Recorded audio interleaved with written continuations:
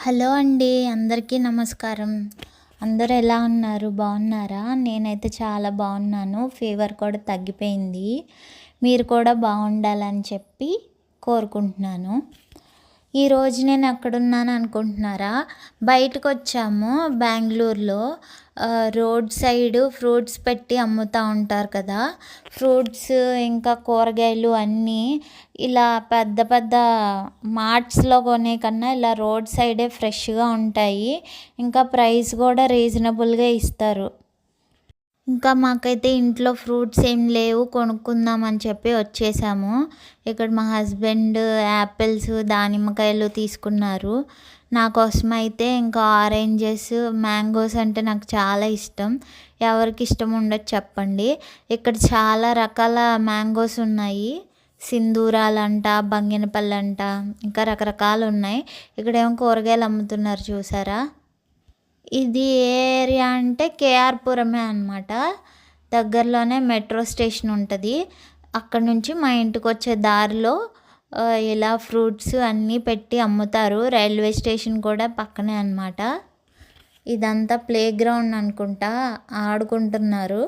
ఇంకా ఫ్రూట్స్ వచ్చేసి ఇక్కడ కేజీల లెక్క అమ్ముతూ ఉంటారు. ఎక్కువ ఆంధ్రాలో మా ఊర్లో అయితే చాలా వరకు డజన్ లెక్క అమ్ముతారు. ఇక్కడ కేజీ అనమాట. యాపిల్స్ కేజీ 250 అంట. మా ఇంటి దగ్గర మొన్న మీకు షాప్ చూపించాను కదా మార్ట్, అక్కడైతే కేజీ 420 చెప్పారు.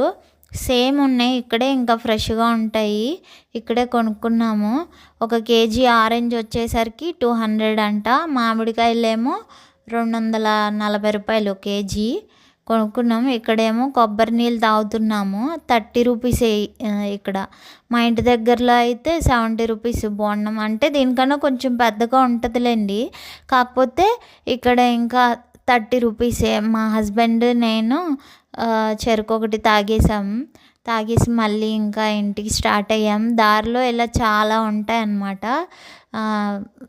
రోడ్డు పక్కన పెట్టి అమ్ముతూ ఉంటారు. ఫ్రూట్స్, వెజిటేబుల్స్ ఇంకా రకరకాలవి అన్నీ మీకు చూపిద్దామని చెప్పేసి రికార్డ్ చేశాను. బెంగళూరు సిటీ అయితే చాలా చల్లగా ఉంటుంది. ఎందుకో కారణం తెలుసా మీకు? కామెంట్స్లో పెట్టండి తప్పకుండా. నేను అబ్జర్వ్ చేసిన దాని ప్రకారం అయితే ఇక్కడ చూడండి, చాలా చెట్లు ఉంటాయి బెంగళూరులో. ప్రతి రోడ్లో కూడా 2 వైపులా చెట్లు ఉంటాయి. ఎప్పటెప్పటివో పెద్ద పెద్ద చెట్లు ఉంటాయి అన్నమాట. మన ఆంధ్రాలో కన్నా ఇక్కడ అది ప్లస్ పాయింట్. ఇక్కడ అందుకే చల్లగా ఉంటుంది, మంచిగా వర్షాలు పడుతూ ఉంటాయి కదా. నాకు చెట్లు నాటి చక్కగా ప్లేస్ ఉంటే చెట్లు పెంచడం అంటే నాకు చాలా ఇష్టం అనమాట. కానీ ఇక్కడ రెంట్ హౌస్లో కుదరదు కదా. ఏదో చిన్న చిన్న మొక్కలు పెంచుకుంటూ ఉంటాము. అదే మన ఓన్ హౌస్ దగ్గర చాలా ప్లేస్ ఉంటే కనుక మనం ఇలాగే చెట్లు పెంచుకోవచ్చు. మీరు కూడా తప్పకుండా చెట్లు నాటండి. మీ పిల్లలకు కూడా చెప్పండి చెట్లు నాటమని చెప్పేసి. చూశారు కదా చెట్లు ఎంత చక్కగా ఉన్నాయో. చాలా నీడగా చల్లగా ఉంటుందన్నమాట బెంగళూరు క్లైమేట్ మొత్తం. అదే ఈ టైంలోన ఆంధ్రాలో తిరగాలంటే ఎండ దిమ్మ తిరిగిపోయిద్ది అనమాట. ఇక్కడైతే బయట తిరగగలుగుతాము మే నెల అయినా సరే. అయినా ఇక్కడ కూడా చాలా వరకు చెట్లు కొట్టేస్తున్నారంట కన్స్ట్రక్షన్ పర్పస్. అలా కాకుండా మళ్ళీ చెట్లు నాటి మంచిగా పెంచితే బాగుండు. ఎవరికి వాళ్ళకి ఉండాలి కదా చెట్లు నరకకూడదని చెప్పేసి. నేను ఒక్కదాన్నే అనుకుంటే ఏముంది, కానీ ఎవరికి వాళ్ళు పాటిస్తే ఇది తప్పకుండా జరుగుద్ది. ఒక చోట తప్పనిసరి పరిస్థితిలో చెట్టు కొట్టేసినా సరే ఇంకో చోట నాటడానికి ప్రయత్నిస్తే తప్పకుండా బ్యాలెన్స్ అవుతుంది అని అనుకుంటున్నాను. మీ అభిప్రాయాలు కూడా తప్పకుండా కామెంట్స్లో పెట్టండి. వీడియోస్కి వ్యూస్ వస్తున్నాయి కానీ కామెంట్స్ పెట్టట్లేదు. దయచేసి ప్రతి ఒక్కళ్ళు వీడియో చూసే ప్రతి ఒక్కళ్ళు కామెంట్ చేయండి. మీకు అనిపించింది ఏమైతే అనిపిస్తుందో అది జస్ట్ కామెంట్ రూపంలో పెట్టండి. ఇది నాకు చాలా హెల్ప్ఫుల్ అయ్యిద్ది అనమాట. ప్రతి ఊర్లోనూ అమ్ముతూ ఉంటారు రోడ్ సైడు. కానీ మా సరౌండింగ్స్లో ఎలా ఉంటుందో చూపిద్దాం మీకు అని చెప్పేసి. అంటే అందరూ అన్ని ఏరియాలు తిరిగేలేరు కదా. నాకైతే అనిపిస్తూ ఉంటుంది కొత్త కొత్త ప్లేసులు చూడాలి, అక్కడ ఎలా ఉంటుందో తెలుసుకోవాలి, ఇలా అనిపిస్తూ ఉంటుంది అనమాట. అందుకే నేను ఎక్కువగా ట్రావెలింగ్ వీడియోస్ చూస్తూ ఉంటాను.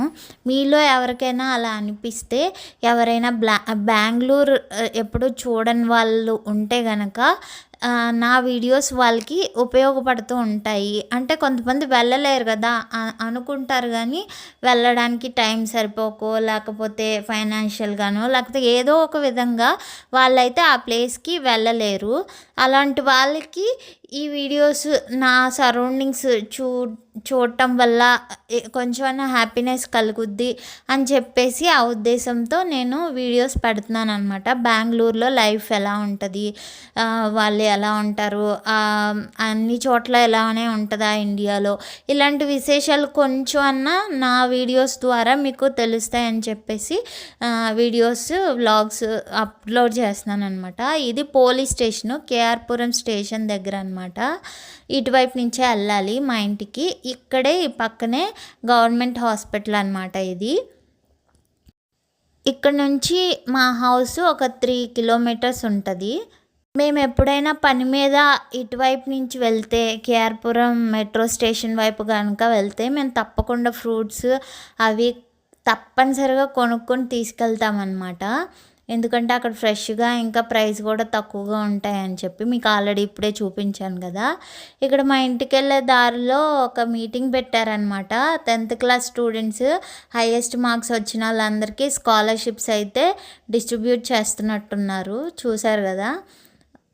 ఈరోజు మేము ఎక్కడికి వెళ్ళామంటే, మా హస్బెండ్ ఇంటర్వ్యూ కోసం అని చెప్పేసి ఎంబసీ టెక్ విలేజ్కి వెళ్ళాము, బెలందూరు.